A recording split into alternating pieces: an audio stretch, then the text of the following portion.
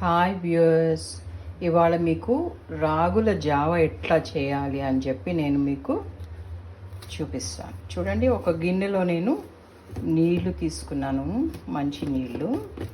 Stove మీద పెట్టాను, కానీ వెలిగించలేదు స్టవ్ ఇంకా. చూడండి, స్టవ్ ఇంకా నేను ఆన్ చేయలేదు. ఇట్లా నేను నీళ్లు తీసుకుని మీరు ఒక జల్లి గంట కానీ లేకపోతే ఆ పక్క కానీ ఏదైనా పెట్టుకోవచ్చు, గరిటి కానీ. అయితే మార్కెట్లో ఇట్లా పౌడర్ దొరుకుతుంది చూడండి, ఇదే రాగుల పౌడర్ అన్నమాట. రాగి అంటారు కదా, అది ఒక స్కూప్ వేసుకోవచ్చు దానిలో, ఇలా స్పూన్. అయితే ఒక గ్లాసుకి నేను కొలత తీసుకున్నా, ఒక గ్లాస్, పెద్ద గ్లాస్కి ఒక స్కూప్ ఆఫ్ పిండి. నేను 2 గ్లాసులు తీసుకున్నాను కాబట్టి 2 స్కూప్స్ పిండి ఇట్లా వేసుకుని స్టవ్ వెలిగించకుండానే ఈ పని చేయాలి మీరు. ఇదేంటంటే ఈ పౌడర్ ఉంటుంది కదా, ఈ రాగుల జావకి కావాల్సిన పౌడర్ ఎట్లా అంటే, మనం ఏం చేయాలి, మనం రాగుల్ని కడిగి నానబెట్టుకుని వాటిని స్ప్రౌట్స్ తీయించి ఇంకా పౌడర్ చేసుకోవచ్చు. డ్రైగా చేసిన తర్వాత, ఆరిన తర్వాత నిల్వ చేసుకోవచ్చు. అది చాలా జాగ్రత్తగా చేసుకోవాలి ప్రాసెస్, లేకపోతే బూజు వచ్చేస్తుంది. ఇంకోటి ఏంటంటే, మనం రెడీమేడ్గా షాపుల్లో కొనేసుకోవటమే. ఇప్పుడు మనకి అన్ని ఆర్గానిక్ పౌడర్స్ అని, ఆర్గానిక్ థింగ్స్ వస్తున్నాయి కదా కొనుక్కోవడానికి. అందుకని మనము పెద్దగా కష్టపడి చేసుకోక్కర్లేదు, కొనేసుకోవచ్చు. ఇది నేను కొన్న పౌడర్. ఇప్పుడు నేను ఇట్లా మొత్తం కలిపేసాను కదా గరిటేసి. ఇప్పుడు స్టవ్ ఆన్ చేస్తాను. చూసారా, స్టవ్ ఆన్ చేశాను. అయితే ఇట్లా కలిపి పెట్టుకున్నాను కదా ముందే, దాన్ని ఇట్లా మెల్లగా కలుపుతాను ఎప్పుడో ఒకసారి. ఓకే, మరీ ఫ్రీక్వెంట్గా కలపక్కర్లేదు. ఇప్పుడు ఎట్లా ఉంది, నీళ్ళలో కలిపిన పిండిలా ఉంది కదా, కొంతసేపటికి స్టార్చ్ కన్సిస్టెన్సీకి వస్తుంది, అంటే గంజిలాగా అవుతుంది. అప్పటిదాకా మనము అప్పుడప్పుడు కలుపుతూ ఉండాలి.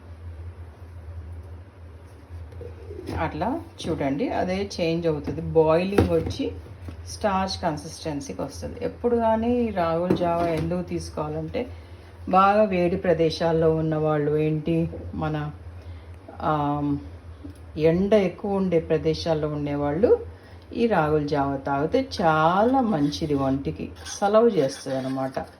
అదే కాకుండా ఇది మంచి ఫైబర్ కంటెంట్, ఎందుకంటే తోలు ఉంటుంది కదా రాగుల మీద, అది ఇంకా మనకి హీమోగ్లోబిన్ కౌంట్ ఇంక్రీజ్ చేస్తూ ఉంటుంది. ఐరన్ రిచ్ ఫుడ్, రాగి రొట్టి, రాగి జావ, రాగి ముద్దలు వేసుకుని చక్కగా తినచ్చు. రాగి జావల్లో మీరు మజ్జిగ కలుపుకోవచ్చు, పెరుగు కలుపుకోవచ్చు, షుగర్ కలుపుకోవచ్చు, ఇంకా లైమ్ జ్యూస్, తర్వాత ఉప్పు కూడా కలుపుకోవచ్చు. ఎట్లా అంటే అట్లా తాగొచ్చు. స్పూన్లో బౌల్లో వేసుకొని తినొచ్చు, లేకపోతే హల్వాలాగా కూడా చేసుకోవచ్చు, లేకపోతే మజ్జిగలాగా కొంచెం నీళ్ళగా చేసుకొని తాగొచ్చు మజ్జిగతో సహా. మార్నింగ్ ఏం చేయాలంటే, మనం ఫస్ట్ అదే తాగాలి. ఇప్పుడు నేను నైట్ కాస్తున్నాను దీన్ని, ఇప్పుడు కూడా కన్జ్యూమ్ చేయొచ్చు, కానీ రేపు మార్నింగ్ కన్జ్యూమ్ చేస్తే దాంట్లో ఉన్న రిచ్నెస్ అనేది మీకు చాలా బాగా వస్తుందన్నమాట. చూడండి, ఇట్లాంటిది ఒకటి వేసుకుంటే జల్లిగంట లాంటిది ఈజీగా కలవచ్చు గరిటి కంటే. కానీ దీంతో మనం పోసుకోవడానికి చేత కాదు కాబట్టి ఇది తీసేసి గరిటితో పోసుకోవచ్చు. నేను హైలోనే పెట్టాను, చూడండి హైలోనే ఉంది. అయితే ఇది బాగా మసులుతుంది అన్నమాట. నేను ఇక్కడ లైట్ వేస్తాను మీకు బాగా కనపడడానికి. చూసారా, ఎల్ఈడీస్ వేసాను, మీకు ఇంకా బాగా కనపడుతుంది. అది బాయిలింగ్ మొదలైంది, ఒకసారి మళ్ళీ కలుపుతా, లేకపోతే ఉండగట్టేస్తుంది. చూసారా, ఉండగట్టం మొదలుపెట్టింది కింద. అట్లా మనము కలుపుతూ ఉండాలి, లేకపోతే ఉండగట్టేస్తుంది. చూసారా,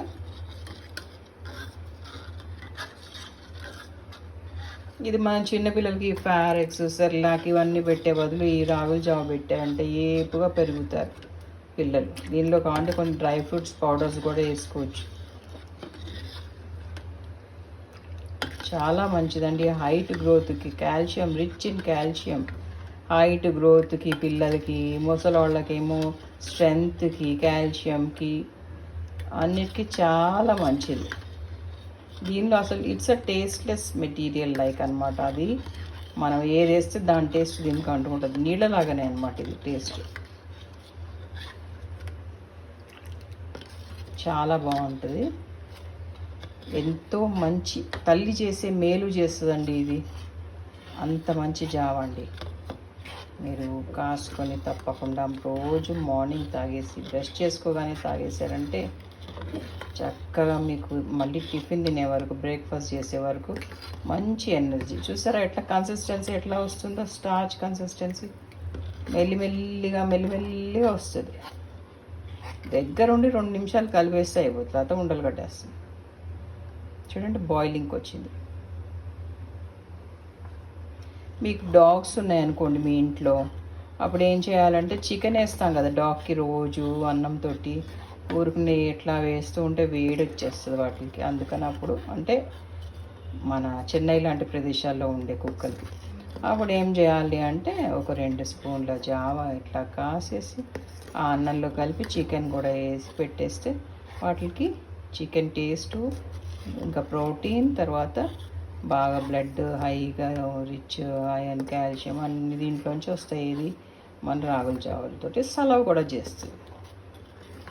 మంచిది అనమాట. చూసారా అయిపోయింది. ఇంకా నేను మెయిన్గా కాసేసి మా డాగ్ కోసమే కాస్తున్నాను. ఇది కాసేసి అన్నంలో కలిపేస్తాను చికెన్తో సహా కలిపి పెట్టేస్తాను. కొంచెం ఒక 2 స్పూన్లు నేను ఉంచుకుంటాను రేపు మార్నింగ్ లేచి తాగడానికి. తాగి నేను వాకింగ్కి వెళ్తాను, అప్పుడే నాకు ఎనర్జీగా ఉంటుంది. చూసారా ఇట్లా కన్సిస్టెన్సీ హెవీగా వచ్చేస్తుంది. అప్పుడు ఇట్లా కన్సిస్టెన్సీ బాయిలింగ్ వచ్చేసింది, పొగలు వచ్చేస్తుంది. ఇప్పుడు మనం ఏం చేయాలంటే దీన్ని ఆపేసేయాలి. ఇట్లా కాసేపు మనం పెట్టేసి చల్లారిన తర్వాత నేను డాగ్కి అన్నంలో కలిపి చికెన్ వేస్తాను.